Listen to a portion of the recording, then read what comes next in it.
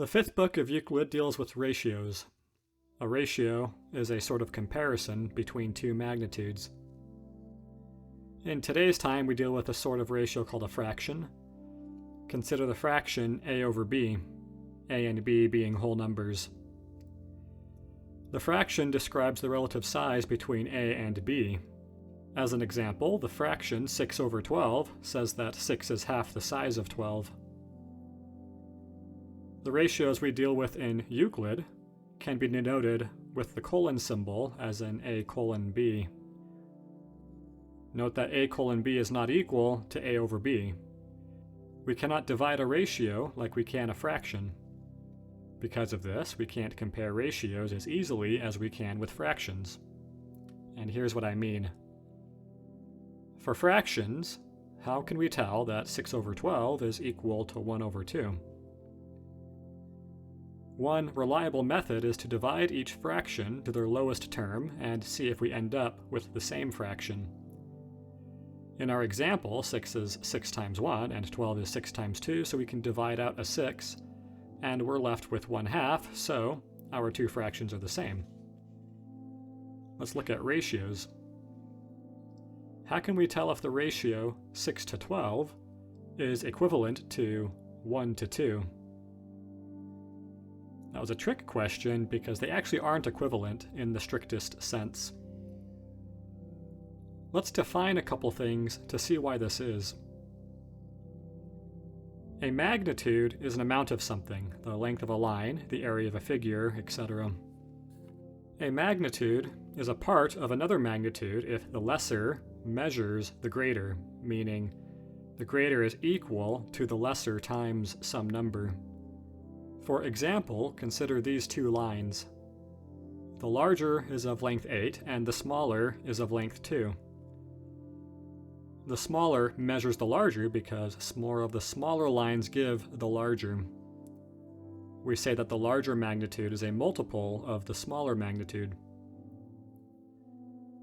Note that both magnitudes need to be of the same type to compare this way, type being a line or a figure. We can't compare lines to figures because they're not the same type.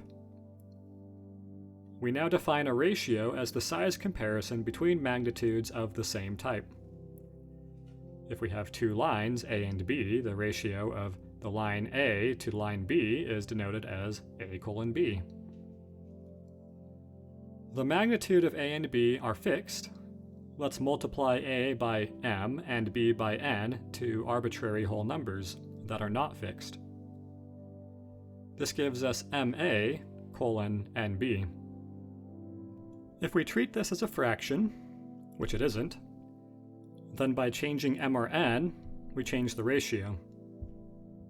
This dot on the number line is the decimal value of the fraction.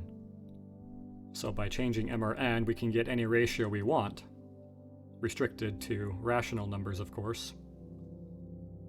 Definition 4 notes this, that ma can be greater than, less than, or equal to nb due to our tuning. Let's get back to our question. How can we tell if the ratio of A to B is equivalent to the ratio of B to C? They are not strictly equal because the two ratios are not necessarily the same type. We therefore need to define a new idea of sameness and equivalence relation. Our intuition says that both ratios denote the same relative magnitude, but how can we define and thus identify this sameness? At this point, I'd like to thank David E. Joyce from Clark University for the help with figuring this out, because it's not easy to understand. A link to his website that I used is in the description. To define this sameness, let's explore what happens when we tune the fraction representatives of the ratios in the same way.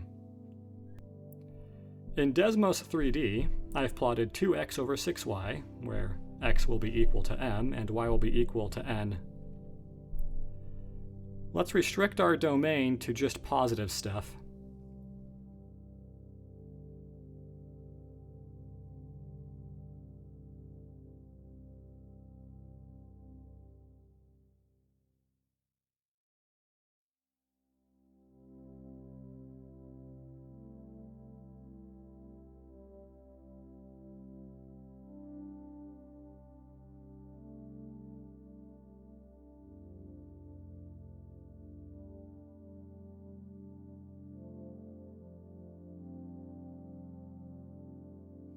Let's also plot the plane z equals 1.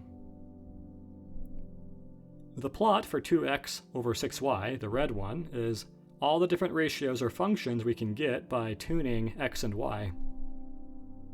The blue plane just marks the level where 2x over 6y is equal to 1, or rather, the places where the blue plane intersects the red plot is when 2x is equal to 6y. The plot below the blue plane are values where 2x is less than 6y, and the plot above the blue plane is all the values where 2x is greater than 6y. The blue plane thus gives a threshold for when 2x is less than 6y, or greater thereof.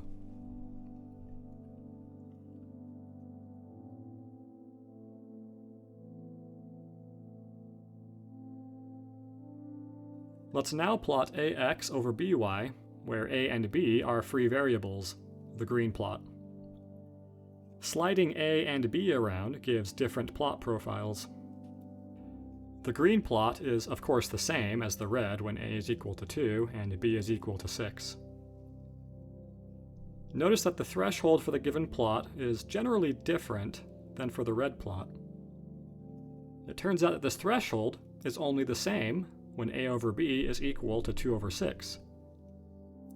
Rather, the threshold is unique to each unique fraction a over b.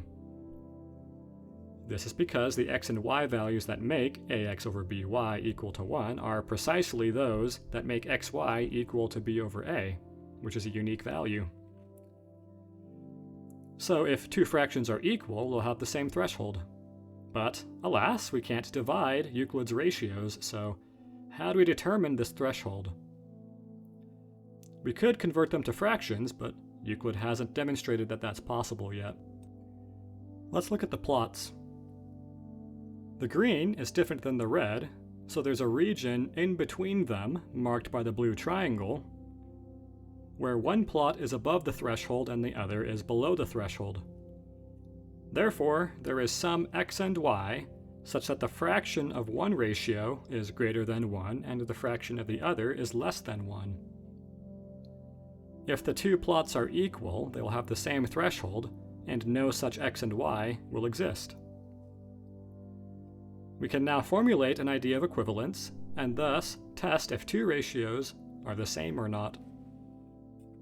Two ratios will be considered equivalent, denoted by a is to b is equal to c is to d, if, given any whole numbers m and n, 1, if ma is greater than nb, then mc is greater than nd, 2, if ma is equal to nb, mc is equal to nd, and 3, if ma is less than nb, mc is less than nd.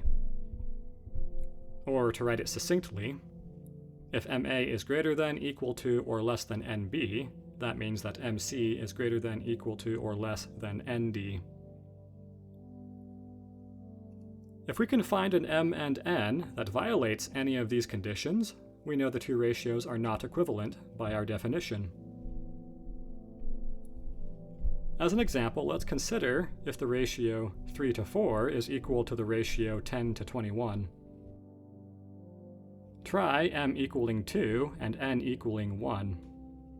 Then, 2 times 3, which is 6, is greater than 1 times 4, which is 4. But 2 times 10 is equal to 20, which is less than 1 times 21, which is 21. So, we know the ratios are not equal. To summarize, we have defined an equivalence relation for ratios, a way to evaluate the sameness of ratios. We will call this equivalence proportional. We now determine how to tell if a ratio is greater than another. Returning to our plots, notice that one of these is above the other for all values of x and y. We can thus safely say that if ma is greater than nb, but mc is less than or equal to nd, the ratio of a to b is a greater ratio than c to d. This concludes the first part of the introduction to the fifth book of Euclid.